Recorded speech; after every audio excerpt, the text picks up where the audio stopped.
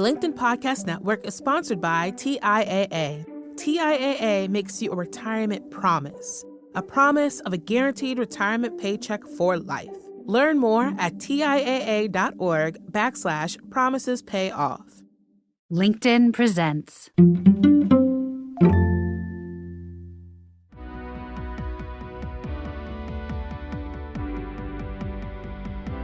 I'm Aarons-Mele, and this is The Anxious Achiever, the show that looks at the intersection of mental health and work, and how we can all do both better.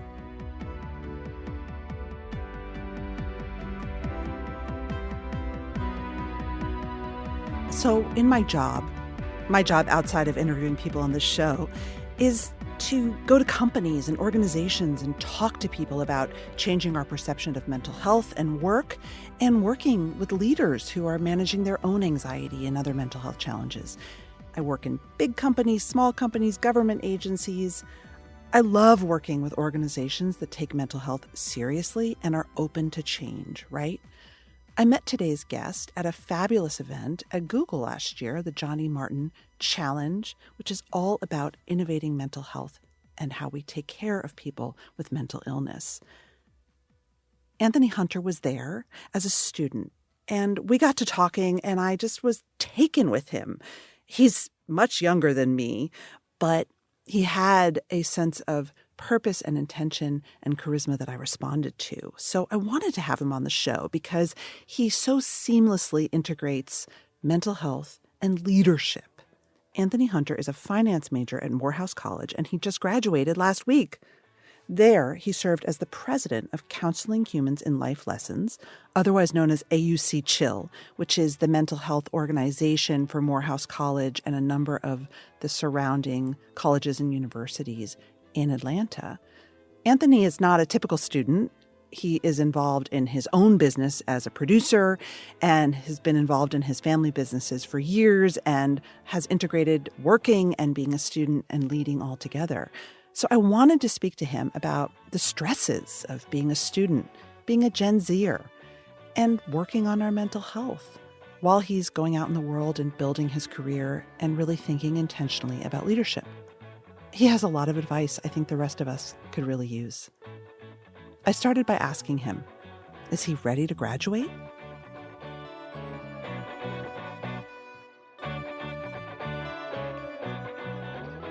You could say that. The word ready is a fun word. People often ask me, what are you going to do after college? And I say, what I've been doing.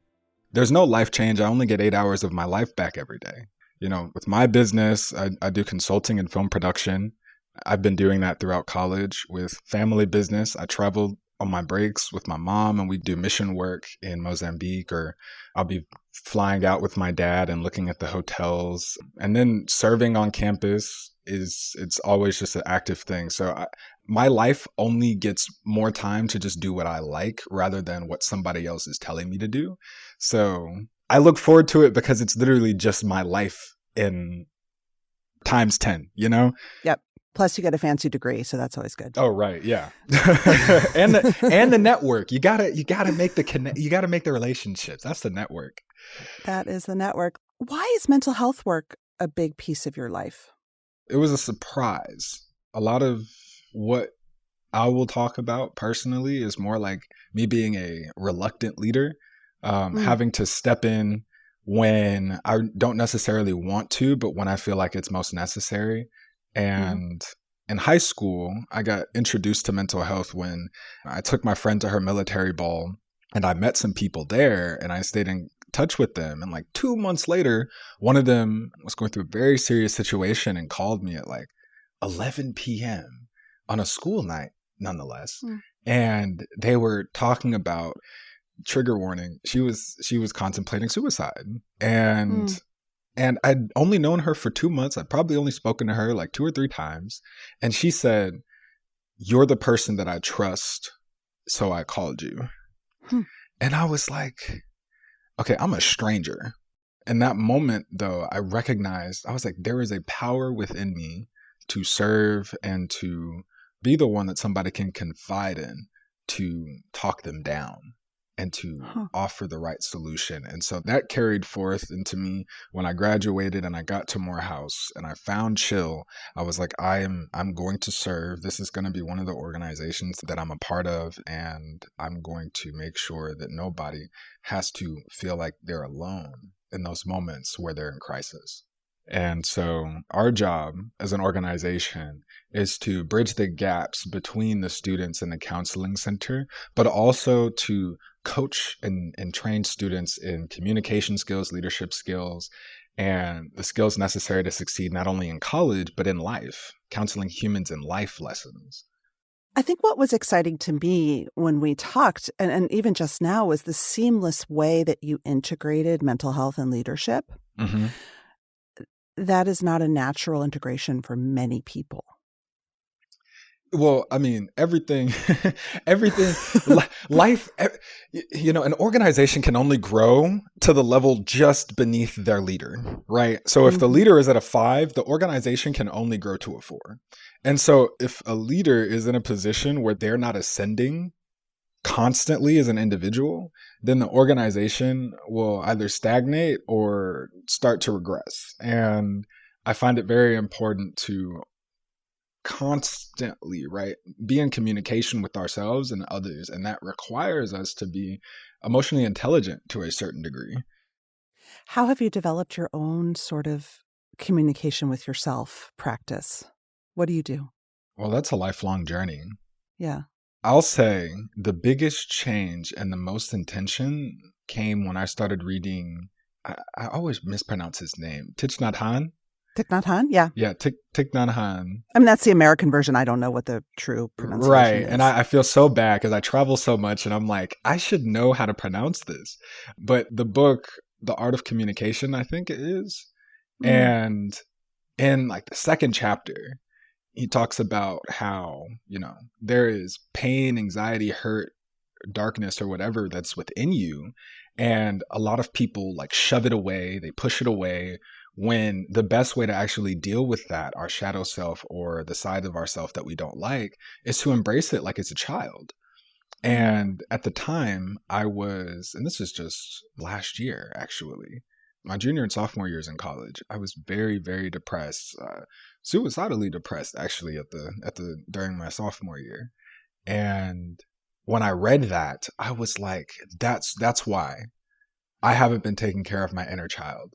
And I went through a lot of work to write down and define if there are any, I'll say, breaks in my personality. And I really got it down to my inner child, me, and my shadow self. And I have a name for all of them. My inner child is Anthony because I grew up going by AJ. So AJ is grown me. And Wolf is my shadow self because Wolf is also one of my nicknames.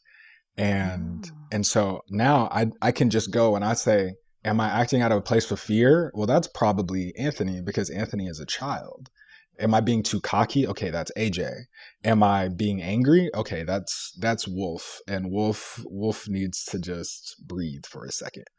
And yeah, and so I had to make a distinguish because I need to understand my internal dynamic. So Anthony always checks Wolf because the child is the one that shows the most love to the darkest parts of us, the hurt parts of us.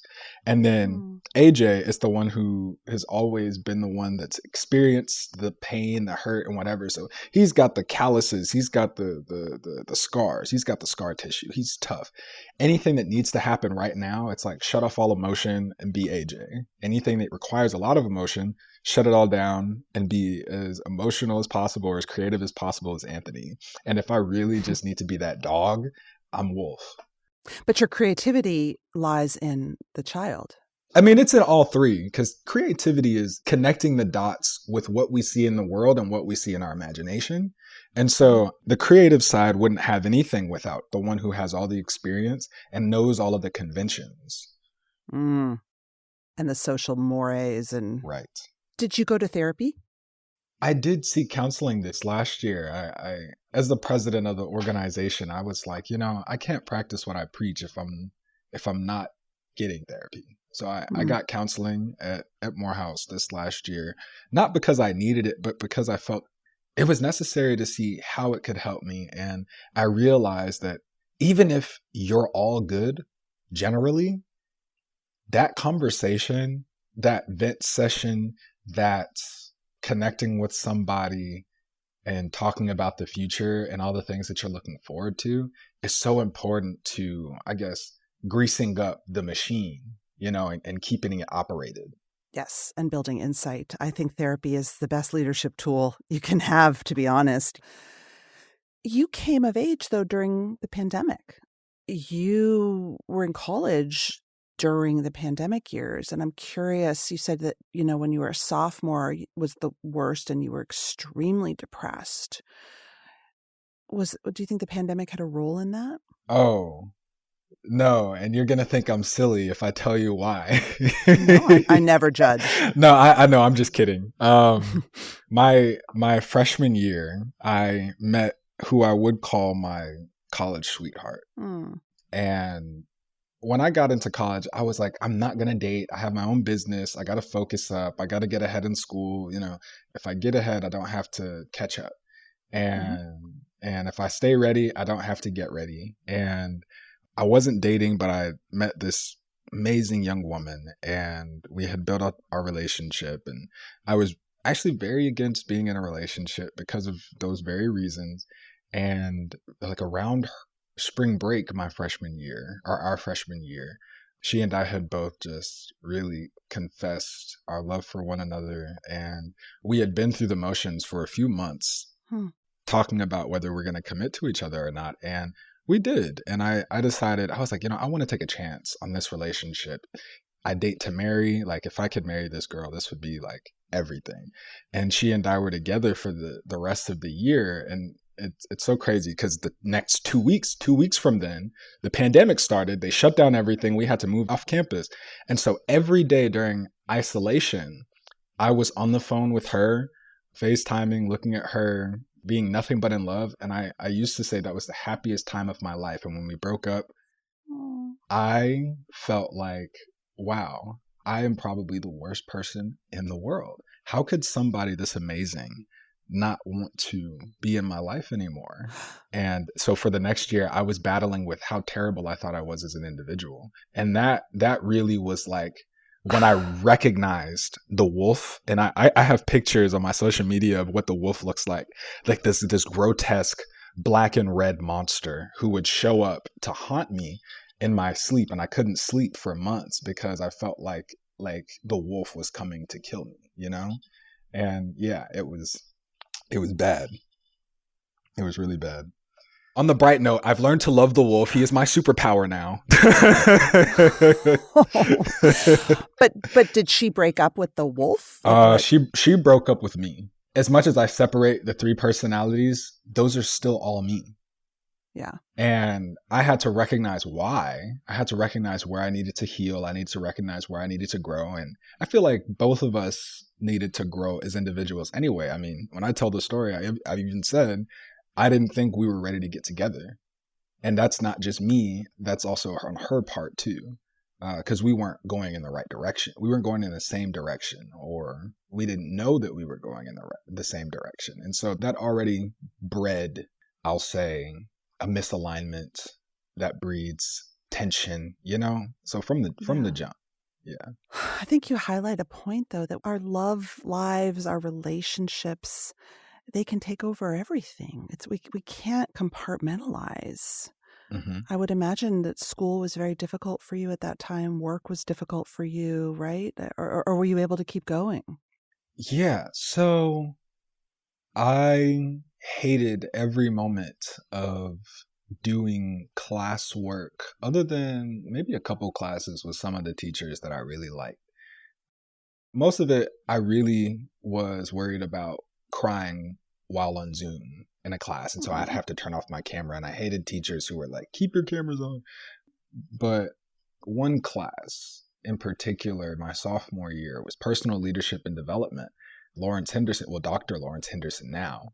And that class, we were doing a servant leadership program. And so we would every week teach people. And in my group in particular, we were working with Gilgal, who helps, women who are recovering from addiction get their start in the workforce. And seeing those women every Friday and just serving and building the relationship that I did with them, like going through what I was going through with my family and my emotional needs. And it was tough. It was really, really, really tough. But that class really saved my life. Wow. I want to zoom out a little bit. Obviously, you're someone who thinks a lot about what leadership means and what people need from leaders. When you look around at leaders today, people you've worked with or professors or bosses or coaches, I don't know, what have you seen that has worked for you and that you've taken in as maybe this is a role model? And also, oh gosh, I never want to be this person. This is not the kind of leader I want to be. That's so interesting that you say that, right? Because everybody has a leader in them. Everybody is a leader in their own right. And the idea that some people are leaders and others are not is such a misnomer. Yeah. I feel like that's like the best place to start. My whole journey with intentional leadership really came with recognizing that everybody has a different leadership style. Everybody is led differently and everybody leads differently. And I had to figure out how to open myself up to just being able to learn from other people. It became about humility. It became about not leading, but to serve. And servant leadership became the calling, because if I can figure out how to serve the people who work for me, then they could work with me forever as long as we're doing what we're supposed to be doing. I always look at my mom. My mom, as I said, started a nonprofit organization in Mozambique. It's called Mission Mashangulu. So I always look at my mom. My mom is my hero. My mom is my role model. And it's if anything, I'm going to serve, and that's what I'm going to do. I think anything is possible. I can be angry. I can lead with very strict authority. I try not to. I try to do my best to just say, hey, let's have a conversation about this to figure out what a solution is if people aren't doing what they're supposed to do or meeting their responsibilities. But my peak is I just need to serve. And if I can serve y'all, then we'll get where we need to go. Yeah. My question is, when a servant leader is anxious, what's the best way to handle that? That's an interesting question. Anxiety is so subjective. Like, things make us anxious on different occasions. So could you give me more like of a specific scenario? Well, you're leading a department. Your boss has said, we've got to cut costs. I want $1 million cut out of the budget in 6 weeks. That would make most people anxious. That would make most people very anxious. And when you're a servant leader, why don't you explain to everyone what a servant leader is first? And then I want to model that out, because this is a question I get a lot, like, okay, you're saying that anxiety is a normal part of leadership. How am I supposed to show up and be authentic when I'm anxious, but not make my team anxious? I got you. So servant leadership is the idea of leading from behind. It can be leading from in front. It can be leading from behind. But in the process, you are not thinking of directing people, but more so of being self-directed, and that you are going to offer support.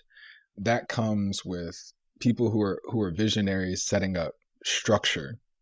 This is how the organization should look. This is the business model. This is how I make my whole canvas. And this is how I want people to have their experience. And so at the point where they start to talk about other people's experiences, the customers and the employees, that's when they become a servant leader. Is now I want them to have the best experience here as possible. And so I have to serve them in order to do what I want to do. In the case of college, I am in a classroom, right? And I want to make sure that I learn everything necessary. But in that same course, the best way to learn is to teach. And so if I go to my classmates and I start making Quizlets and I start making study materials, that means I have now taken initiative, right? I have taken the lead and I have shared those materials with other people, and I start answering their questions. And so now I'm serving them. I'm self-directed. I'm serving them. and I'm growing for the mutual cause because all of us are trying to succeed in this class. And so I guess to address the scenario that you painted is, well, there are different ways that people can cut that 1 million from the budget. And I like creative financing. A lot of people are scared of it. I like the idea of not looking at who we should cut, but how we can create more value from every single job that's there and figure out what systems need to be put in place or what relationships we need to build with suppliers to make that happen. But it's all based in creativity. And so we need to be, it's like the initial response for anxiety is to shut down for a lot of people. It's I need to breathe, breathe, breathe.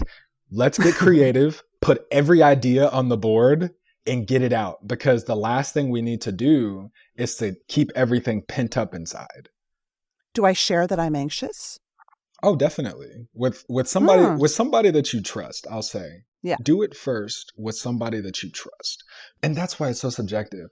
Everybody has a different dynamic with their teams. Yeah. And so there are some people where it is much more acceptable because there's a culture built around sharing free-flowing emotion. Whereas there are other places where people are so hard pressed that this is my professional workplace. I don't want to get involved in anybody's personal matters. Then the culture is built around showing up for work and leaving. And people care more about the leaving than the showing up. And so in spaces where the dynamic in the relationship has been built, right, to connect with people on a deep emotional level, it's probably more okay to say, guys, this is what's happening.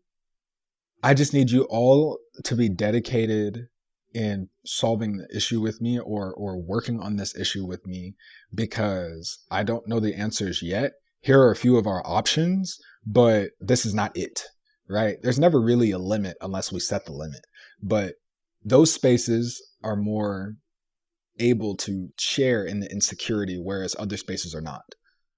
The LinkedIn Podcast Network is sponsored by TIAA. In the last 100 years, we've seen financial markets swing, new currencies come and go, decades of savings lost in days, all showing that a retirement plan without a guarantee, quite simply, isn't enough. So more than a retirement plan, TIAA makes you a retirement promise. A promise of a guaranteed retirement paycheck for life. A promise that pays off. Learn more at TIAA.org/promisespayoff. I've noticed, so you seem pretty entrepreneurial to me. You come from an entrepreneurial family, it seems like. Do you think about going to work in a big institution? No, never. Why not? Never. If I am working on a big institution, it's because I'm the consultant and I'm making something move and shake. I mean, I'm about to graduate from Morehouse, so I've made it a rule. I was like, I'm never going to just give money to Morehouse. But if I am going to invest in Morehouse, it's going to be creating a program, and it's going to be a self-funded program so that we can kind of bypass the bureaucracy, so that we can serve students as best as possible. We can serve the alumnus pool as much as possible and get into it. And that would be me serving in an institution, but I would not be hired by that institution. Do you think you're representative of your generation in any way? I mean, we read a lot about a distrust of institutions, certainly of corporate America, among younger generations. It's not even that I distrust the institution. It's that I do trust the institution. I trust the institution to do what they're going to do or what they have done historically. Yes. I've always been an outsider. It's hard for me to have conversations with a lot of my peers that I feel are meaningful to myself, which is why I've had to find value in what other people value. I wouldn't think that I'm very representative of my generation. But when they say, Gen Z doesn't want to work, I'm like, well, I want to play, but like my play is like figuring out how to make $1 million by the end of the week. And so I'll play with you. So it's like, I have to put in a lot of work. To make that happen. But for me, it's like, I'm really just a dog trying to get a bone. Like, well, I think it's hard. It's hard these days to look at our institutions, our business institutions, and think, yes, that feels like me. Oh, yeah. It's hard. So a big piece of your work in university has been working with people around their mental health.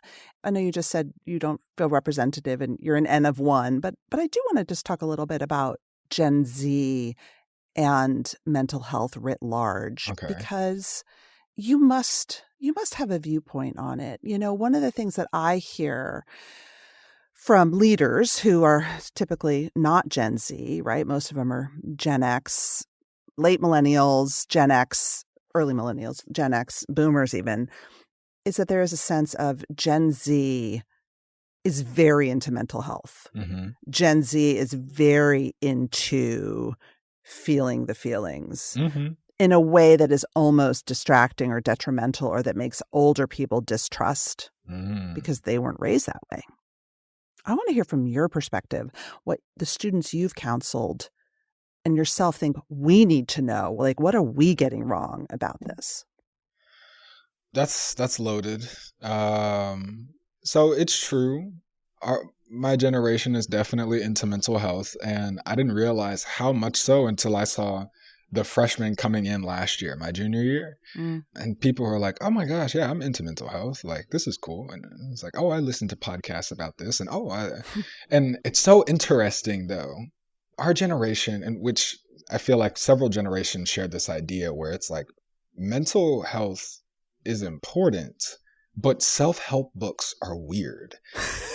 That's what I've gotten so far. It's like, wait, so you're telling me that mental health is important, but then the people who put it in books and make it about personal development have quite literally been ostracized by young minds who don't understand what the content of the books are. It's that most of it is all about serving other people. Wow. Well, I will say also, like, self-help culture has now merged with like new age culture, with wellness culture, and it all feels a little bit, it's murky. Yeah. It's definitely murky. Not serious. Yeah. I will say my least favorite thing about hearing my generation talk about personal development and mental health is this idea of, and this is the space where we do promote it, but mental health breaks not as a break for us to just like grow and to heal, but like a mental health break being used just so that somebody can go out to a movie. Do people do that? Oh, definitely. And I understand that your mental health is important. I understand that you're going to get the work done. My thing is, you're taking a mental health break now while you're okay. And then when you're in a crisis, you need the mental health break and you're going to be pulling your hair out. And you could have done that work in the 2 hours or 3 hours that you spent at the movies. And then the subsequent 4 hours that you spent at a party and hanging out with your friend. It's like investing, right? Like people who get in for the short term get a marginal gain, whereas people who are in for the long game get that 10x return. Yeah. And so I often see that as it's the investing principle is it's, they're fast in and they're fast out. It's like, I'm going to take this mental health break to have a really quick short win, and then I'm going to be losing for most of it. And that's definitely been something that I've paid attention to. And I've tried to push people to work on their schedules and to have very healthy, dynamic schedules that address their sleeping habits, their eating habits, their snacking habits, their exercise, their fitness work, and their priorities, prioritize the work that they're doing. And so what institutions like schools are failing to do is to teach students not only how to learn, but how to implement those practices in their everyday lives so that they can be successful.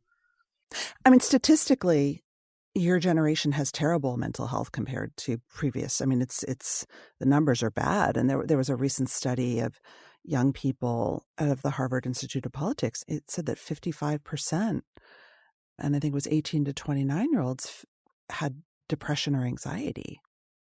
That's a really high number. So something is not right. Well, I mean, I always push back against stuff like that, right? Because oh, good, tell me. One, you have to think, well, who's collecting the data? And then also, if you've actually ever done any studies of humanity, you know that things in history change. You know that language changes. You know that culture changes, right? And so to say that our generation has more mental health issues than before is like saying slavery doesn't exist today. in some other form, right? Because slavery today looks very different than slavery in the 1800s or the 1700s or even before that. If you think about a survey, sending out a survey to people and studying people, my generation is just more comfortable with saying that they're depressed, whereas generations before do not feel as comfortable admitting that they were depressed or that they had anxiety. And so, or might not have the language for it even. Right, exactly. So those earlier generations, older generations do not necessarily, because I can't say do not, but they do not necessarily have the culture built where it's okay to talk about it, where it's okay to mention it without looking crazy, even if it's on a survey, even if it's anonymous. That's interesting. I think there is a real change of language. I think social media has a part of it. Oh, huge part. Huge part. Social media is a monster right now for civilization. It's so detrimental. It's helpful. It's beneficial to so many things, especially entrepreneurship, small business, and connecting with the right information sources that can help people. But then you got to think, well, that's probably like a quality 10%. And then the 90% is a bunch of garbage that really is either harmful or distracting. All right. So my last question for you, I'm going to put you on the spot with another leadership hypothetical. If you were counseling a peer who was struggling with anxiety or depression and wanted to talk to their boss about it, but also was very ambitious and wanted to sort of keep rising, what would your advice be? Well, in most situations, I talk to people about their value add. And so, they're worried about something and they don't want it to affect their position in the company. And so my whole thing is, well, let's understand where you are, what your position is, right? Because there is like a hierarchy or a step-by-step process to how to deal with people. And I think the first point is position in relation to other people. The second position that we have is permission, right? We have to ask for permission and also give permission for people to talk to us about these things. And somebody in I guess a higher position than you or a different position might not give you the permission to talk to them. And so we need to figure out what our position is right now, what our relationship with them is, figure out what the value add is so that we can figure out what's valuable to them to communicate to them while also still getting through our points. And so I like to talk to people about, okay, so what are you going through? What's your experience? Okay, who do we need to talk to about this? Okay, what do they need to hear? What do they need to have addressed in a conversation with them? What words do we need to use to market this idea to them? And so my starting point is, let's figure out the internal situation. Let's figure out who we need to address it. And then let's figure out how to build a bridge. And communicate what's in it for them. Exactly. I think that is good advice. I second that advice. Thank you. I've had to be a mediator too often. And I'm just like, just figure out how to talk to them. Gosh. I know. I think when anyone is trying to communicate something that they need that will potentially make their boss or their manager, or whomever, or their colleague uncomfortable or take on more work, is really to communicate the value and solutions as well as the fact that they really need this and that they are allowed to take it. No, literally. And that's actually one of the most important things about love languages. And we didn't even get into love languages. My generation loves love language. Like if you walk anywhere, they're like, what's your love language? What's your zodiac sign? But what's your love language? And I'm like, well, I'm just like, all right. So I'm glad that people are addressing what love languages and all that, right? Like, I'm glad that they're addressing that. My thing is, addressing it well means understanding that you need to love people and communicate with people in their language, right? But that means that you need to be able to communicate on all levels, or you need to know where you're best so that you can communicate that you're not best at that. Like, my top two love languages are quality time and physical touch, and those two interchange. But if people try to serve me, I get super anxious because I don't need people to serve me. And I serve, but I don't expect to be served in return. So when people do it, I'm always pushing back against them. But at the end of the day, I'm going to say, I appreciate you for doing this. People giving me gifts, I'm like, well, I don't need anything more in the world. But I will still share my time with you because quality time is what I value. And so we need to understand all 5 languages. Maybe people need to be reading the book. It's so funny because I actually have said to people, what is their love language? I don't even use, I mean, it's a brilliant concept. And just FYI, acts of service, it's how I communicate love. So I will pay my husband's bills and take that off his plate. I think that's the biggest thing I can do that shows that I love him. He thinks that's me being a nag. He wants quality time. He wants gifts. Like, he gives me gifts. And I'm like, sweetie, I don't want gifts, right? So understanding both love languages and what is meaningful to people is actually, you're right. It is a huge leadership skill and a relational skill. Huh. All right. So bosses out there, familiarize yourself with the 5 love languages. Please do. It works wonders. It'll help you in the workplace, and it'll help your relationship too.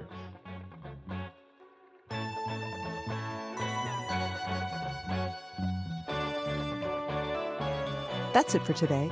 Our show is produced and edited by Mary Dew. Our assistant producer and sound engineer is Nick Krinko.